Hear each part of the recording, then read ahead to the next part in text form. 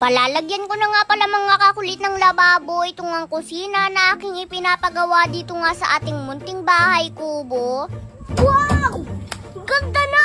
Grabe mga kakulit! Kaya naman ngayong araw nga na ito mga kakulit nagpa-deliver nga muli ako ng 20 sako ng semento. Dahil medyo madami-dami pa nga ang gagawin dito mga kakulit sa aking ipinapagawang kusina dito nga sa ating munting bahay kubo. Kaya naman medyo pinadamihan ko na nga ng semento ang aking ipinadeliver ngayon. Bali kahapon nga pala mga kakulit natapos na nga palang bubungan itong aking ipinapagawang kusina. Kaya naman ngayong araw nga na ito mga kakulit lababo naman nga ang aking ipapagawa. Hinukaya na nga muna nila mga kakulit ang lupa kung saan nga ako magpapalagay ng lababo. At kung inyo nga maaalala mga kakulit na noong ako nga nagpagawa ng bakod. At kung inyo nga makikita mga kakulit napakarami na ngang bakal na nakaabang nga dito sa aking ipinagawang bakod. At itong mga bakal nga na ito mga kakulit na nakaabang ito nga yung para sa lababo na ipapagawa ko ngayon. Sobrang nakakatuwa nga mga kakulit dahil sa ilang araw nga ng aking pagpapatrabaho nga dito sa aking ipinapagawang kusina. Ngayon makikita ko na nga mga kakulit kung ano nga ba ang magiging itsura nitong aking ipinapagawang kusina. Lalo na nga mga kakulit at ngayon nga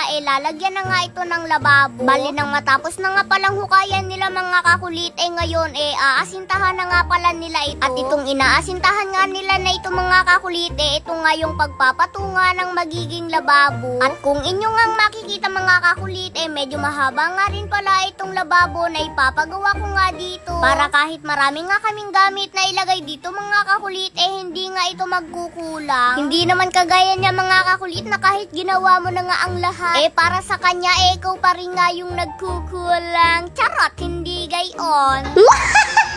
Charot! Bali sa mga oras nga pala na ito mga kakulit natapos na nga palang asintahan itong pagpapatungan ng lababo na aking ipinapagawa. Kaya naman nile-layout naman nga nila kung ano nga ba ang magiging taas ng lababo. At pagkatapos nga nila itong i-layout mga kakulit kanila naman nga itong popormahan para nga mabuhusan ng semento. Inile-level nga nila ito ng mabuti mga kakulit para nga maging pantay ang aking ipinapagawang lababo. Hindi na nga ako bumili mga kakulit ang mga coco lumber na ginagamit nga dito ngayon. Dahil noong nakaraan na nagpagawa nga ako ng bakod at ng CR mga kakulit meron namang mga coco lumber na ginamit noon na pwede pa namang gamitin ngayon. O diba mga kakulit at yung mga bagay nga na napakinabangan ko noon mapapakinabangan ko nga ulit ngayon. Charot, hindi gayon.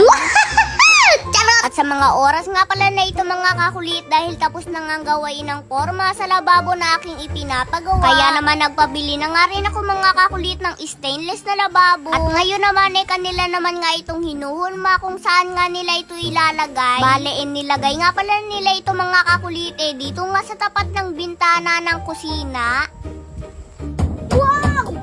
Ganda na! Grabe mga kakulit! Kasi ngayon kagagaling ko pa lang sa school. Wow! Ganda na. Oh. May lababo na. Ito mga kakulit pansamantalang kusina lamang namin para kapag pumupunta nga kami dito sa ating munting bahay kubo. Wow! May bago na rin lababo. Oh. O diba mga kakulit? Yung ating munting bahay kubo, may bahay na kami. Tapos may CR na din. Tapos ngayon magkakaroon naman kami ng kusina. O diba? At ikaw na lamang yung kulang para kumpleto na yung buhay ko. Charot! Hindi gayon. At syempre mamimili pa rin nga po ako mga kakulit ng mabibigyan ko ng gift. Basta't mag-follow, like, and share lamang po kayo ng ating mga video. At abangan nyo na nga rin mga kakulit kung ano nga ba ang kakalabasan nitong lababo at kusina na aking ipinapagawa.